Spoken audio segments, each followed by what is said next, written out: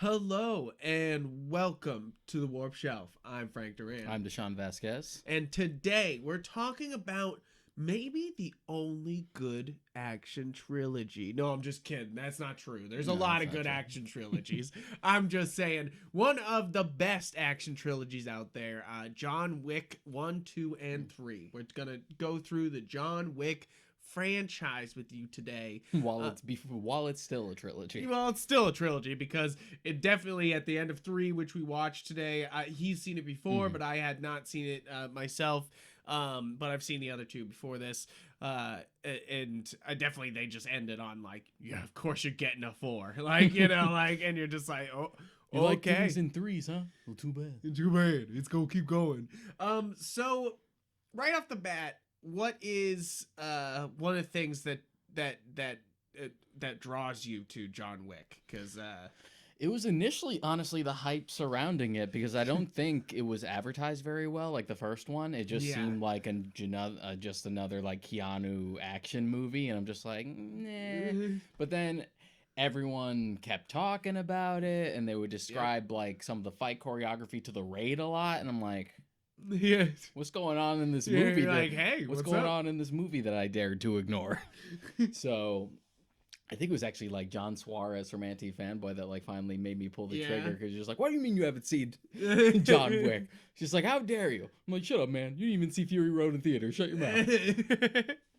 and then I finally did it.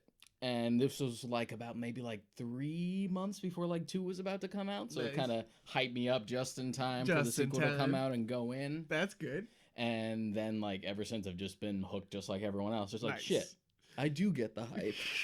I have not seen any of the John Wicks in theaters, but I have watched them multiple times. I dig this series. This is definitely one of my favorite action series. And it's funny because right off the bat, I was like you. I didn't watch it right away because I'm not a Keanu fan. Yeah. I like the Matrix. I like the Matrix trilogy, but like I'm not a huge Keanu fan. Neither am I. Keanu Reeves, I know he's like the internet's favorite boyfriend now, but he can be good given the right project and the right director and the right character. But he's not an actor with much range, and when he tries to act above his range, it sort of ends in disaster. Like Dracula. Or literally, we talked about it last week, Johnny Mnemonic, like, which is another one of these where you're just like, he's the star, so you have, like, he's carrying the movie, and that's why John Wick stands above, is that he's able to effortlessly carry this movie. You can, like, I think number one right off the bat about the John Wick franchise, and you can feel the work they put into these movies. Absolutely. I think that's number one. I think that's number one as filmmakers, why people like it, and as an audience member, is that the work they put into these action sequences and these movies to make them fun to watch is amazing. It also appeals to like old school action movie fans. I would say particularly like martial arts heads. Exactly. Because it has that old school mentality of just like, can you just fucking let the camera roll for a sec? And we can have this fight just kind of play out with some nice choreography. Can we not like take in everything? Yeah, right. Where like even the Bourne trilogy, as much as I really like those movies, also are just like cut. No, John Wick is it feels very Western influenced all over. I mean, Eastern influenced all over. It feels like it loves anime. It also respects old martial arts movies. Like, it's definitely one of those movies that wears its influences on its sleeve, and not in a bad way. Absolutely. I think when I say the work, I think that into the director, who it's important to understand that the director was the stunt double for Keanu on The Matrix, and then he basically, these are his directing credits: John Wick 1, 2, 3. And oh my god, and you can tell these movies are directed by a stuntman. Yeah, like just by the fight choreography alone. But it's good that a man who's been in the industry this long also picked up a few other tricks along the way, and it's just like, oh, the stunts are good, but it's not really shot very well. But it's like none of that. It has the polish of an experienced director. It really does. It really does. I think that's what really stands out about a lot about this movie. Often is that the cinematography is actually outstanding. Mm-hmm. You know, for all three of these, you're just like you're always watching and you're like, oh, that was cool. Oh wow, like look at that camera movement, and then you'll be like, and now he's on a fucking horse. You're like, you know, like it's definitely one of those things that they take the stunts and they keep it exciting pretty much the entire time, which is hard to do. I feel like I've watched countless movies where it's all action the entire time and you get bored. Yeah. You immediately get like, you're like, cool, yep, he's doing another flip, yep, okay, yep, yeah, sure. You know, like, but here, I think it's funny because I watched Rambo Last Blood, and then there's always Rambo, and I was trying to get the difference between those two movies and why Last Blood is so terrible in comparison, even though visually they're the same, you know, like they doing the same effects, they do the same like fight sequences, and it's really just like the thought process they put into the kills instead of it just being like, oh yeah, and then I kill a guy with a bow, you know, like, or I kill a guy with this, you know, like, or I chop his head off, you know, like, it's the thought process of like, how would these guys move in a scene to accomplish this fight, you know, like actually work this fight out instead of it just being like, yep, another flip because it looks cool, you know, like it's very much a lot of purpose-driven choreography going on in John Wick. You could tell they really just put the work in. Yeah. Even beyond just on set, it was likely like written that way, choreographed to hell, practiced, trained, and trained. Then it all came together. I mean, you know when a movie, especially when an inexperienced director, is cutting corners with a fight scene. Yeah, exactly. And I think it's also important to say that Keanu Reeves does 95% of his stunts in this movie. Other than getting in all these movies, he does pretty much. They say like 90% of his stunts here. You know, like other than getting hit by cars, that's pretty much it, I guess. And you're just like, makes a lot of sense. Probably like a contract thing. Yeah. It's just like, don't want to kill him. Don't want to kill him. Don't hit him with a car. But that's pretty amazing because. Like I said, I'm not a huge Keanu fan, and like, you know, I've never thought of him as like, wow, yeah, like him doing the stunts, that's a good idea, you know, like, and then you see this and you're like, oh shit. Yeah, and what separates this from like The Matrix, because that's the comparison that comes up not only as the other big Keanu franchise, but one they also where he reference it a little bit, but also as the other one where he met Chad Stahelski to begin with, and one where he also did a lot of stunts there too. Yeah, exactly. But the difference between that is that while John Wick does get like ridiculous and it has its own inherent like fantastical aspect to it, it's very comic booky. I would describe very comic booky and video gamey. Well, I would say it's almost it's funny. I think the series is like almost aware of itself in a way, because it's like, yeah, you know what makes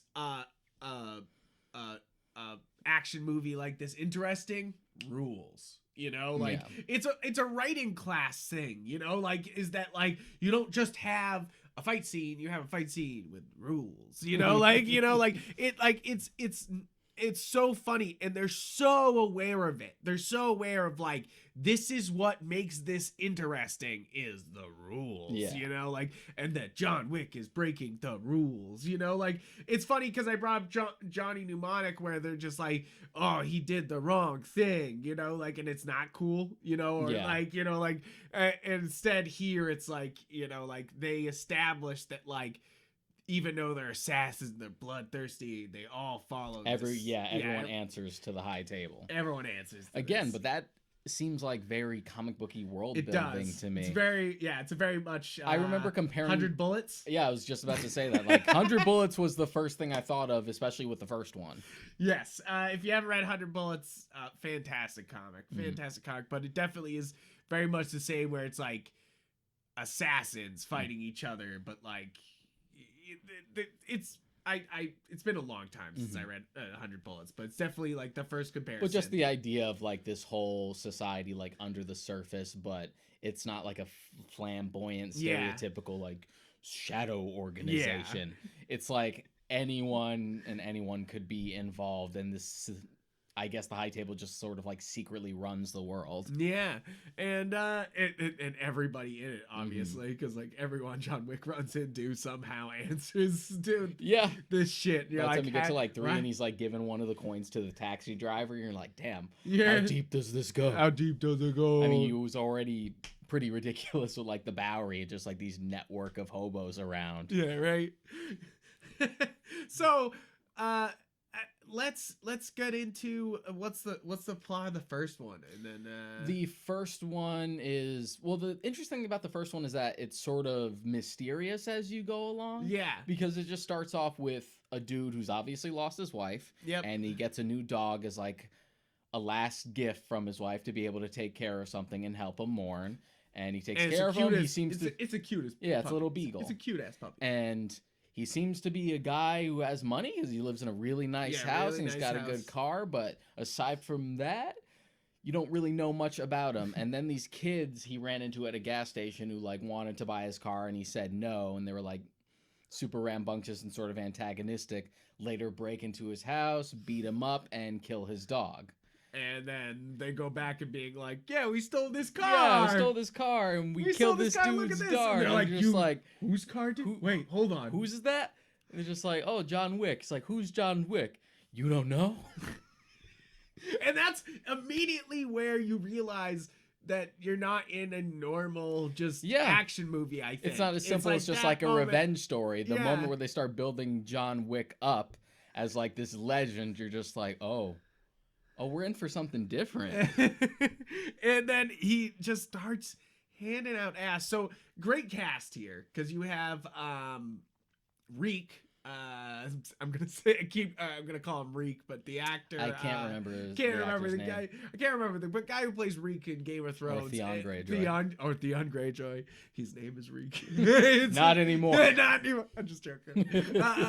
But he's like the guy who breaks in and is the antagonist, and then we have Willem Dafoe in this movie. Willem Dafoe. We have Ian McShane. Yep. We have I don't remember his name either, but like one of the cronies for Theon Greyjoy's the actor is the same actor who played Wesley on the first season of Daredevil. Right. And I'm like totally forgetting. And you also have John Leguizamo in like a little bit part too. And it's one of those movies that you're like, wow, this is kind of stacked in a weird way. You're just like, huh?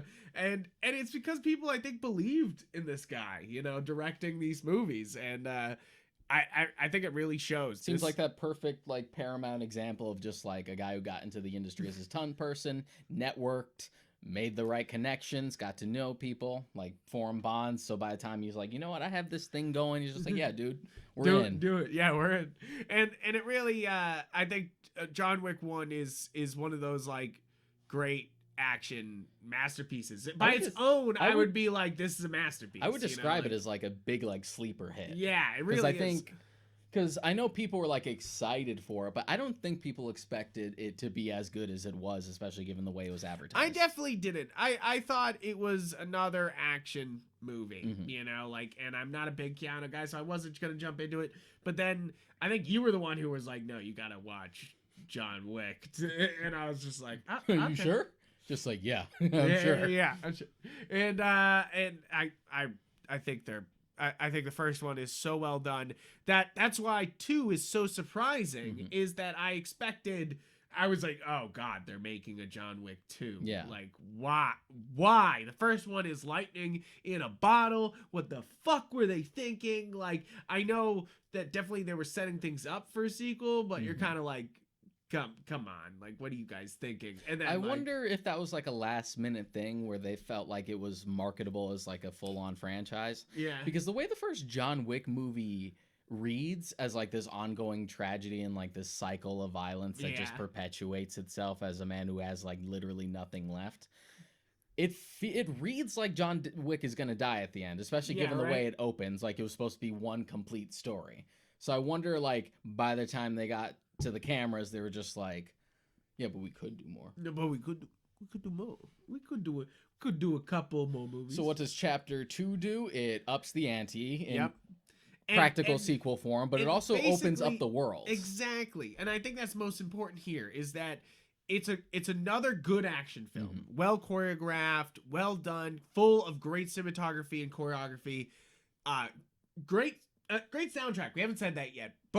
All these movies have actually really great soundtracks. Really solid. It's Tyler Bates. Yeah. Yeah, he was also the composer for Watchmen. He also composed Guardians of the Galaxy. He's been in a lot of stuff. Fuck, I love this guy. Yeah. I didn't know I love this guy, but I do. But it's really the world building that really works. I think that's what makes this movie. You're like, oh wow, this could be just as good as the first one, and that's what's so crazy about it is you go from being like, oh come on, why would they do a sequel to John Wick, like to being like, they should do more John Wick. Yeah, you're like, they should keep doing it, and that's why 3 is so crazy that we finished it today, and I was like, fuck yes. Yeah, it's just one of those things where it's just like, that did so much. Yeah, you're like, how could they top it? This is getting ridiculous. But I can't wait. I can't wait. Cause like that's really it, is that these movies, they put in the work into figuring out great action set pieces and somehow keep it interesting with this idea of like, we have rules. You know, like, and they keep building on that, and all the time you learn deeper, like who's pulling strings and all this other stuff, and like it's wild. It's that little seasoning that like keeps you going, that like flavors the entire thing. This is a weird comparison, but I only bring it up because it's a similar thing where it's just like, I'm really here for the plot, guys. Yeah. Is like with the Saw movies. Yeah. As ridiculous as like and convoluted as that plot got by the time it ended, it was just like, yeah, you people think I'm here for the gore, but I'm really here for this really stupid plot that I'm somehow really into. You'll understand the mystique. Yeah, I've heard a lot of people say that about the Purge series. They're like, I'm not really here for the violence. I'm here for the weird reasoning behind the Purge. Yeah, I've heard that series like really found its identity like in the second movie. The first one was really bad, so I just didn't bother. Yeah, I haven't gone beyond the first, so at some point, maybe. Paraphrasing Tony Stark. If you're nothing without a sequel, then you shouldn't have it. Then you shouldn't have it. Yes, paraphrasing. I'm nothing without this sequel. If you're nothing without the sequel, then you shouldn't have it. But that's really it here, is that John Wick 1's good, 2's good, and you're like, oh, wow. And then we just watched 3 today, and I was like, fuck yeah. Like, I think I think it really helps that you hadn't seen them since we had to like first watch them, which that was like a couple years ago now, I think. 2 years at least, I think. Because you were already in like the last apartment, 2 apartments ago. 2 apartments ago. Yeah. So that was a while back. And I know you were a little fatigued because we watched the first 2 back to back. Yeah. And you were just like, you were kind of exhausted by the end of it. I mean, that's the thing, is it's so good, but it is like, you're gonna see people get ripped apart for fucking 2 hours, like, and you're like, I'm down for it, but Jesus Christ, you know, like, and I think that they wear the influence of the Raid and those type of action movies like right on their sleeve, and not a bad way. I think having Willem Dafoe and Theon Greyjoy's and John Leguizamo, he's in the first 2 movies, and I think that they're great villains. And then what's his name, who's the villain for the second one? He's like the rival. Common. Common. Yeah. And then I love the guy at the beginning. Who's the actor at the beginning, though? Peter Stormare. Yeah, that's who I was. Yeah, I love Peter Who's Stormare. playing the brother of the main antagonist in the first movie. Yeah. I'm also forgetting the name of, which makes me sad because he passed away a couple years ago. I can't. He's also Mikael in the Swedish Girl with the Dragon Tattoo movies. Right. Yeah, he's a great actor, so it makes me sad. I don't remember. I'm sorry, my phone's nowhere near me, but on purpose. but I I really do think that these guys know how to flex their made up villains that they got, you know? To be honest, you know, like John Wick 2 is the only time I've ever enjoyed Common in something because he's really not that great an actor.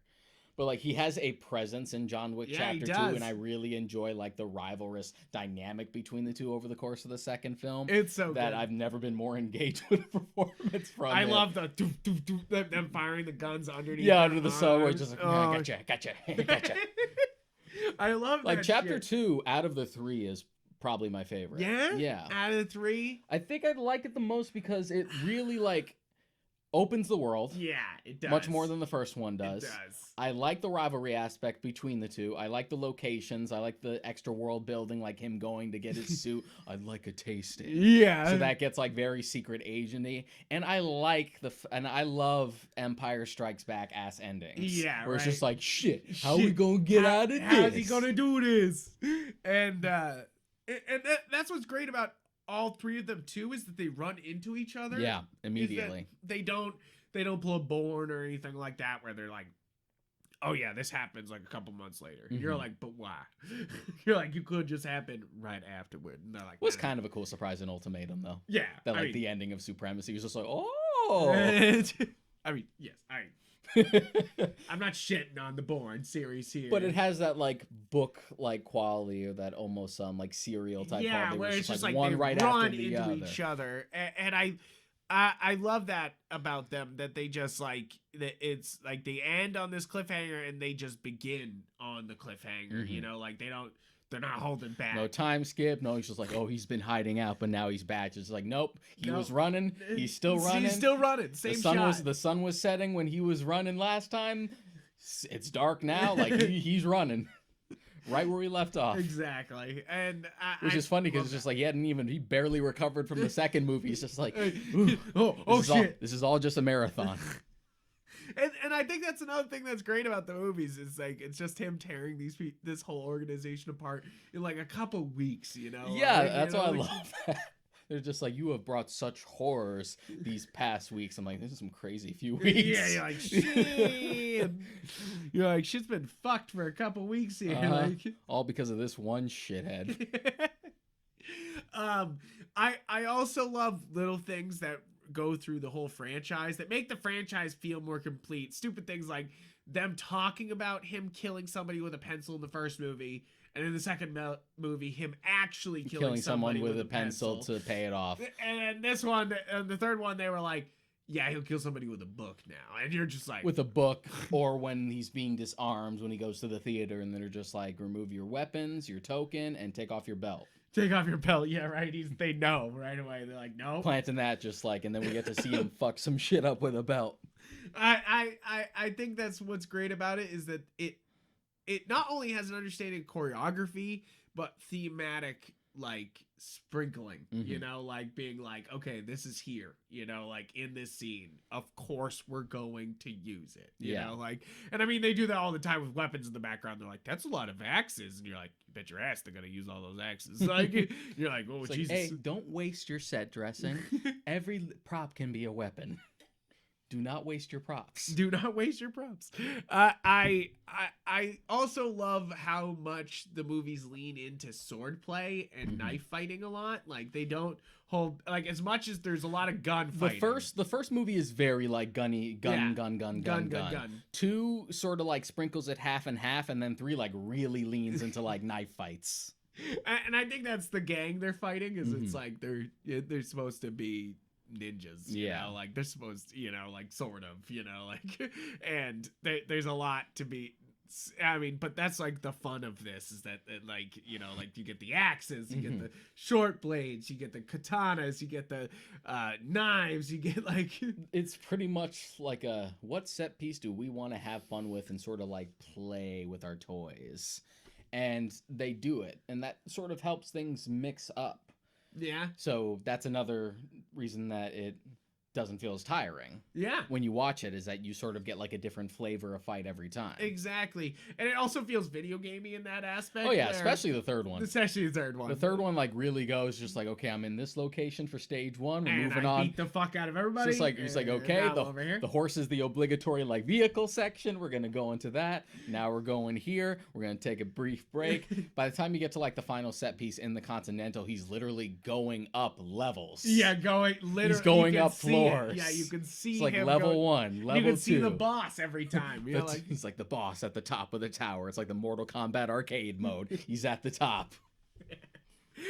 I think it's fantastic. It's one of those things where it's wearing its influences again on its sleeve, and it's not a bad thing, you know, like being like, hey, we love video games, you love video games, you know, like this is cool, like yeah, you're just like, and it's so practiced and it just feels so effortless. Yeah, it really does.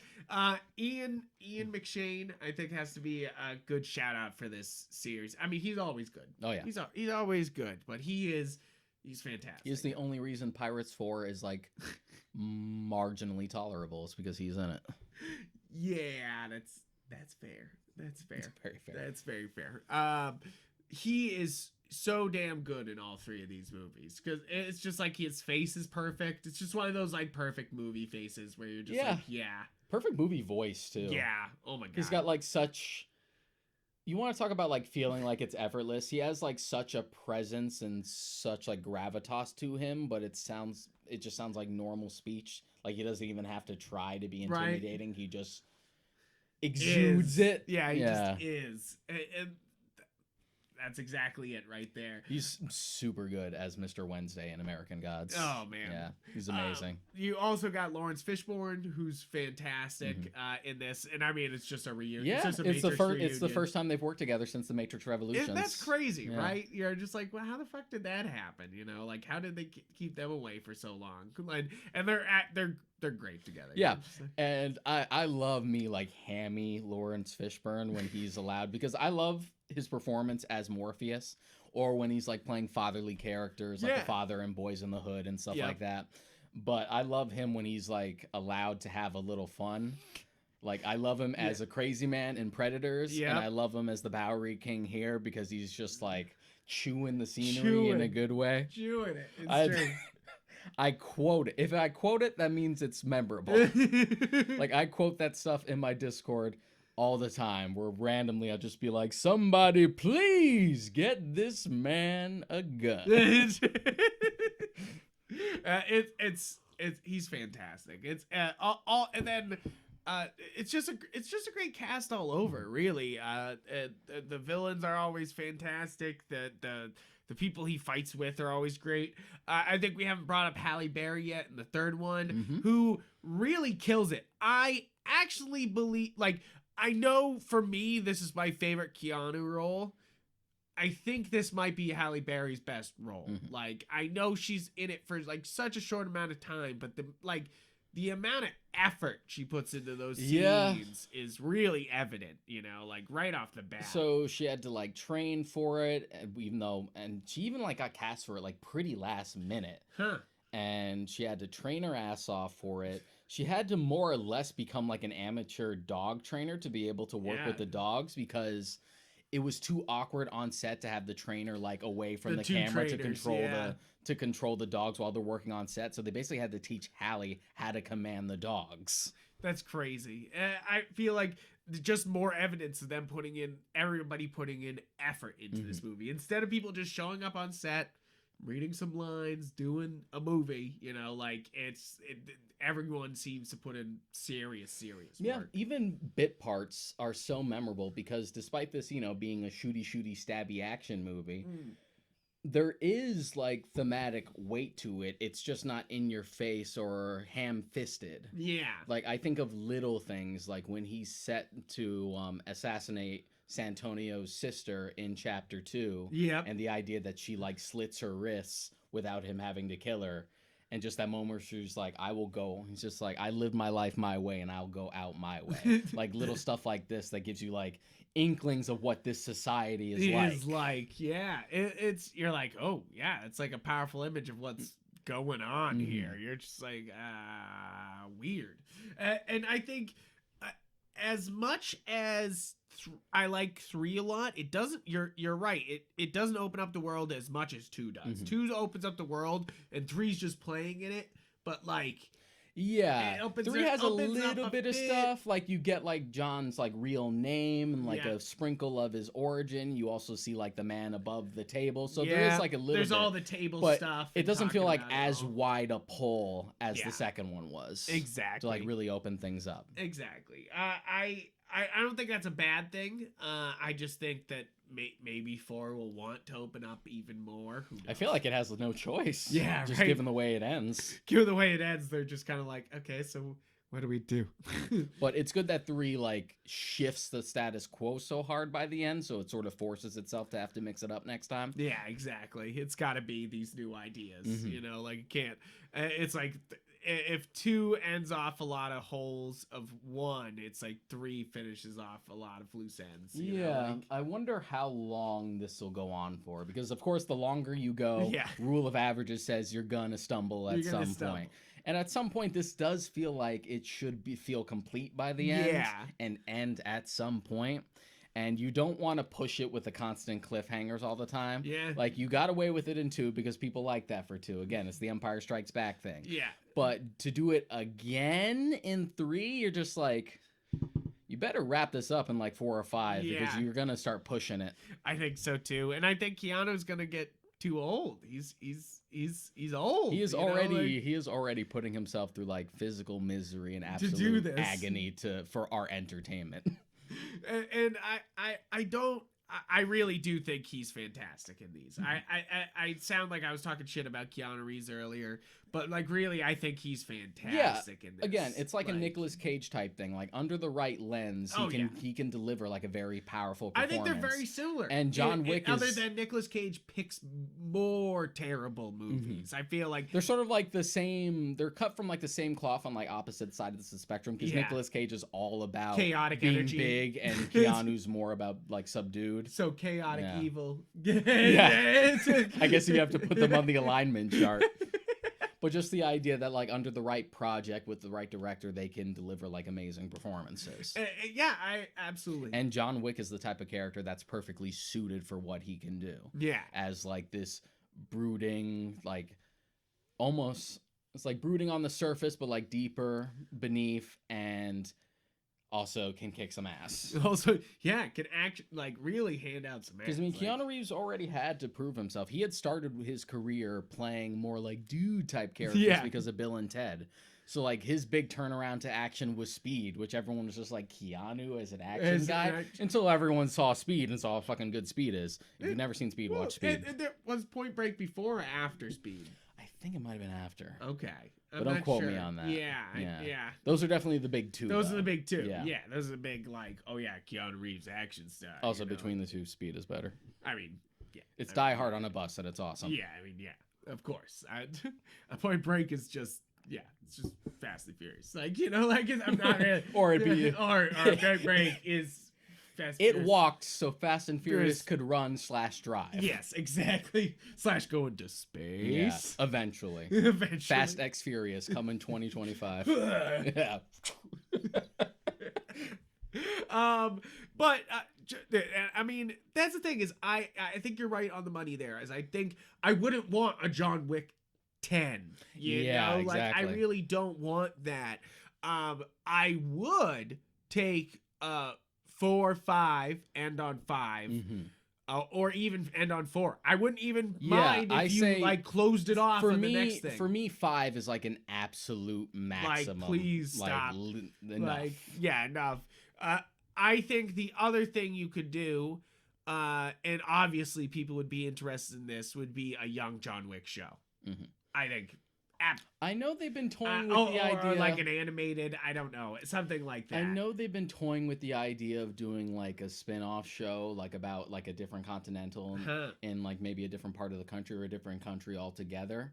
And I feel like that might be the more interesting way to go, where it's sort of like a spin-off, but it still helps flesh out the world a little more in a more nitty-gritty way you can get with a TV show more so than a movie's runtime. True.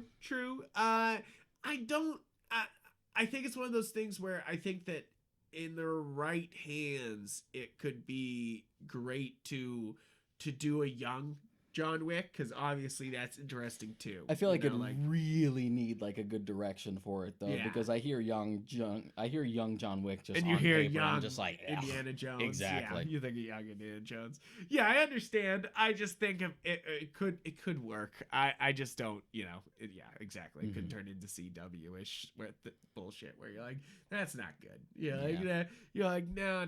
And plus I think the less we know about John's backstory, the more interesting he remains. I like what we get in 3. I don't necessarily need more passages on it. Yeah. Because the more you reveal, the more he loses his mystique and the less he ceases to be interesting.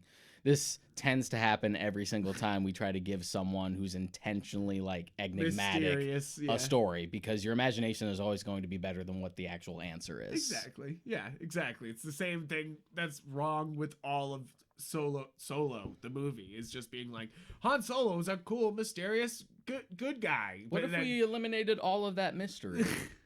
What if we took all of it out?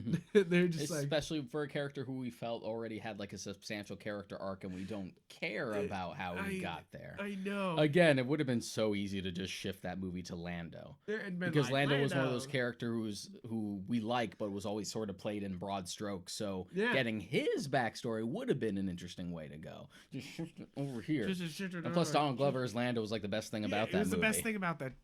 It's the only thing that made that good. But back to John Wick.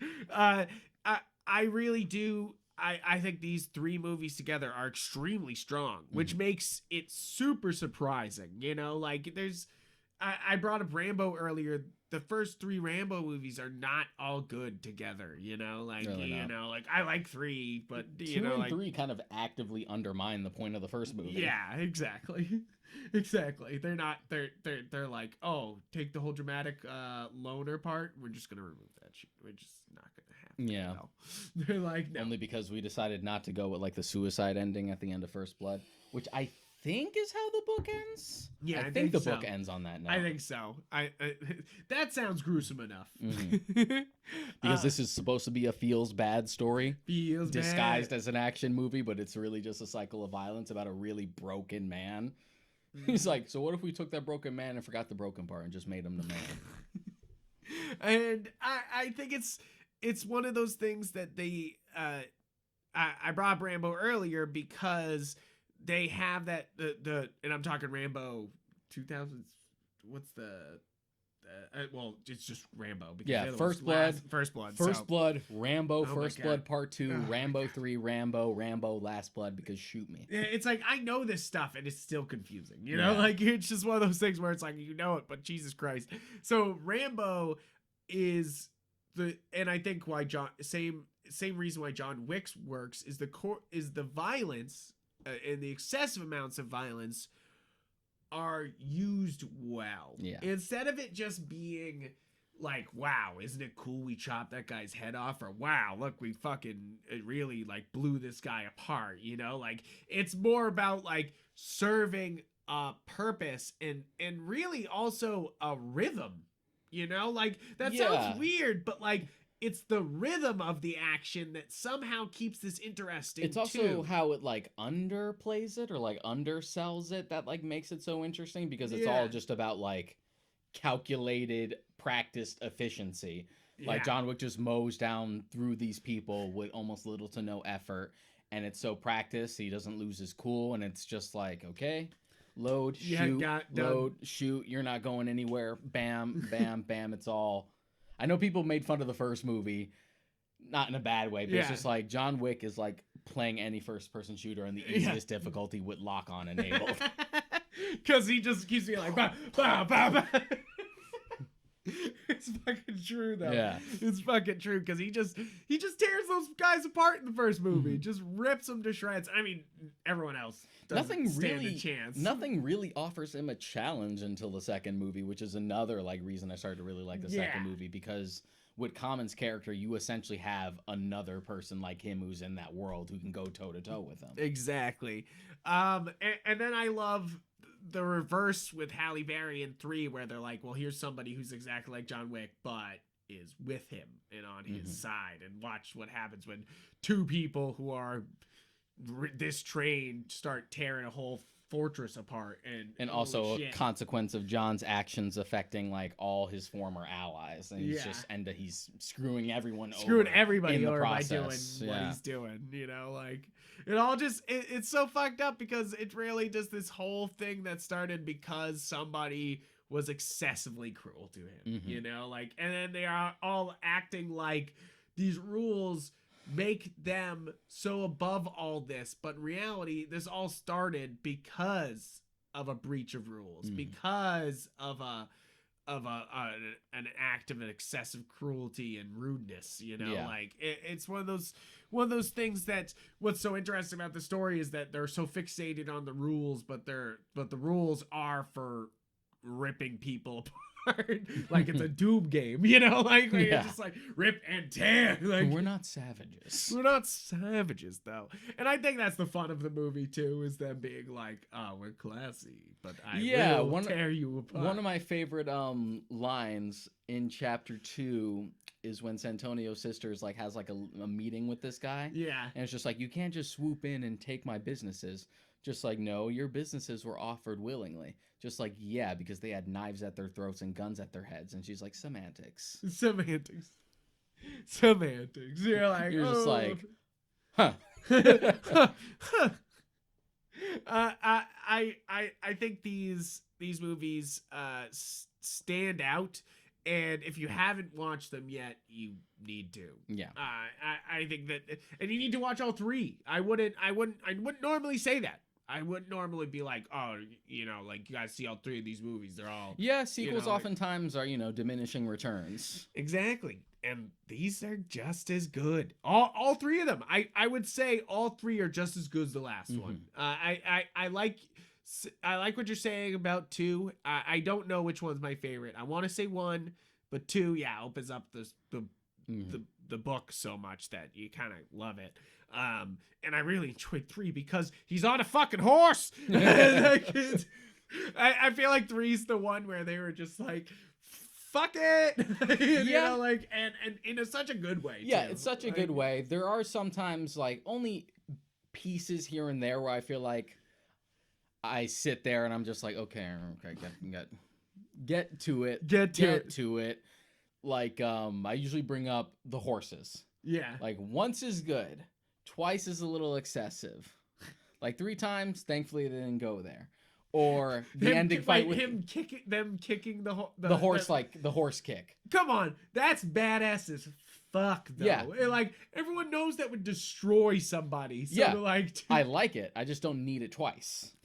I don't know. I feel like it's sort of I think that's what makes it a little bit different. I have less of a problem. You do it once and it feels like Bond. Mm-hmm. You do it twice and John Wick's just being like, I know what to use. And that's fair. I feel like that's my difference there. Is that he's like, oh, that was fucking efficient. Like he does with the knives earlier, where he's just like, great. He's like, oh, well, I think a better example is like near the final fight where they throw him into like 4 glass pillars in a row, which is definitely for comedic effect. Yeah. It's just like, oh, okay, I get the joke. I get the joke. Okay, I get the joke. Here's another pillar. Mm-hmm. Here's another. And it's only like a very like minor nitpick. Like, it doesn't affect like the quality of the film at all. But it's just like that little thing where I felt like 2 had a better balance. Yeah. But I enjoy 3 because it goes to different places a little more. Yeah, it feels like I hate to keep bringing up Bond, but like it feels like a Bond movie where it just goes all over the world. It's like a globe-trotting adventure, and it does a better job of just like, this scene leads into this, especially when he's still in New York for the first time before he goes to Casablanca. Yeah, where it feels just like, I'm here, and it all feels natural. It does. It's really like stage 4. Stage 4. Here it is. And I think that's what I think that's what 3's strength is. It feels like a video game in like such a fun way. It's just like, oh yeah, here we go, and they all feel like that. There is a John Wick video game coming out in I think next month or this month. It's called John Wick Hex, and it's kind of interesting because it's kind of a tactical game, but also there's some like action game elements to it. It's interesting. I'm definitely excited to see if their battle system that they've come up for this works. I don't know if you've seen the trailer for it or anything. I've heard the name. Yeah, but... I watched the trailer for it, and I think it's cool because I love a good tactical game. I just wonder, it's this mix of tactical and action and RPG, and I'm wondering how this will mix. I'm sure it will be great, but we'll see. I don't feel like John Wick would necessarily make a good video game because part of its... How could you say Because that? part of its appeal is that it feels so video gamey, but given video game rules, it would just feel like stuff we've seen a million times. I mean, I kind of guess, but I want if for a John Wick video game, instead of this Hex game, I want VR, I want super hot, but at full speed, you know, like is basically it, is that you have to be like John Wick, fast moving around, like ripping these people apart to beat this. I think game, the only other thing that would work would have him be like, I don't know, a fucking Mortal Kombat guest character or something. They put Rambo in there, so why not? So why not? That'd actually be a lot of fun. But I think like when I mean super hot, I mean like, you know, you can grab anything in the environment and throw it at somebody. And I think that's why I think of super hot is that, like, you know, you can grab a coffee cup, you can grab the knife, you know, like, and that's what a good John Wick video game would be, that I can grab anything around me and stop this threat here. You know, like, and I'm not saying that it needs a video game, but like, we're 3 movies in, baby. Where's the video games at? You know, like, where's the shitty video game tie-in? Because, you know, if they did one, it'd probably be garbage. I mean, maybe. Because that's how these usually go. But, I mean, yeah, I would expect like a Quantum of Solace. Like, did you ever play Quantum of Solace, the video game? Yeah, it wasn't terrible. It wasn't terrible, but I would expect something like that. But that's exactly what I'm worried about. Just like, a generic shooter. Yeah. Like anything else I played, but better. I mean, but it has that license. If you gave me Max Payne, but with John Wick characters, I'd be like, thumbs up. You know, like, if you gave me like slow motion action and like I would be like, thumbs up. Okay, good stuff. But like, I really do think that's definitely wishful thinking. Yeah, it's wishful thinking. I mean like Max Payne 1. I'm not even saying 2 maybe. 2 is good. 2's good. Yeah. 3's I don't mind. okay. I don't mind 3, okay. but it kind of like veered off the path. Yeah. It was so long after the fact, and it just felt... I know they were trying to go for a different thing, but it just didn't feel like it. Exactly. It just didn't really feel like Max Payne at that point. Yeah, I think it's funny. Max Payne 3, I think, suffers from the same thing as Crystal Skull suffers from, where they're like, hey, we'll update the style to fix to like fit what we were doing because our character grew up, and you're like, you shouldn't have done that. Like them being like a B movie, you know, like instead of a serial movie because it's the 50s now. You're like, don't do that. I get the intent, but no. But please no. But I think we're getting a little sidetracked here. I mean, basically, to sum it up, I think John Wick, you can feel the love, the effort, that goes into the directing, the choreography, the acting, the action choreography, and set pieces, stakes. Just really great sets. Yeah, really great sets. Like in such a fun way too. Like they just in the first one, really it was pretty simple. You had like this nice nightclub. His house was great. 2 and 3 is where they really dialed it up to 11, where you're just like, here's this Hall of Mirrors fight that we're gonna have. What place can we shoot with a lot of reflective surfaces that's gonna be a bitch to film, but boys are gonna look good. But boys are gonna be cool. Yeah. I love these movies. So do I. You know, like I think they're great, and I think that's pretty much it for what I'm gonna say. Is hopefully there anything else? No. Here's hoping for 4. Let's get a solid quadrilogy. We never get those. Exactly. I mean, that's basically it. Is that these 3 are so good that if any of the other ones are bad, even slightly bad, it'll be a huge disappointment. Yeah, you know, like that's the problem. Especially when you're going into the just like cliffhanger, it's not going to be resolved until next time. Exactly. So if next time is disappointing, it's gonna make the other ones feel like exactly. I mean, I said the same thing about Force Awakens when it first came out. I was like, this is decent, but if none of this pays off in any way, and nothing happens with any It of this. retroactively makes the ones before it feel worse. Exactly, and The Last Jedi did the same thing, where it was just like, okay, I set up these things, and if they don't do anything with it, shit, you know. And then Abrams just like, new new things. things. What? Just bring the Emperor back. Just bring Palpatine back. Just do it. You're like, I can't think of any answers. And that's basically it. Is that John Wick? If the sequel is like this, like if it's good, but there's like it's not that good by like this much. Yeah, I'll feel it. It's much easier to The separate standard's it. high. Like it's much easier to separate it when there's already a story that's done, so you don't necessarily need a sequel. Like Yeah. Jason Bourne sucked, but the Bourne trilogy is already said and The done. Bourne trilogy's done. So Jason Bourne being bad doesn't affect me. You're like, hey, that doesn't matter. Yeah. I don't have to look at that shit. It in no way like undermines what became before because it's part of a new story. Exactly.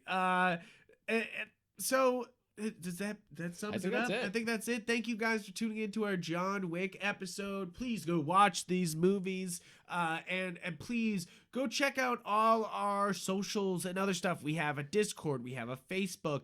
We're on Twitter and Instagram. I'm Yupfrank on there. I'm Modcrack on there. And we are also on every podcast platform, audio version. We're also on YouTube, so you can watch our beautiful faces. And then you can also check us out on galaxygeek.com, which is our site, which we post articles and all our episodes on. So please check us out there.